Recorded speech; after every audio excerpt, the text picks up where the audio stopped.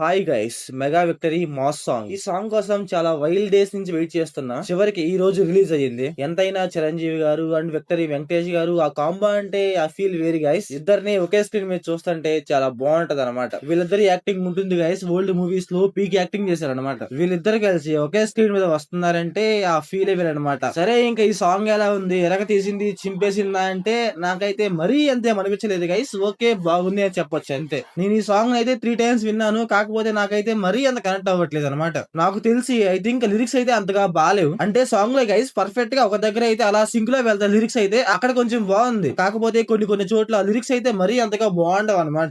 అలాగే మన చిరంజీవి గారు అండ్ విక్టరీ వెంకటేష్ గారు డాన్స్ గైస్ బాగుంది.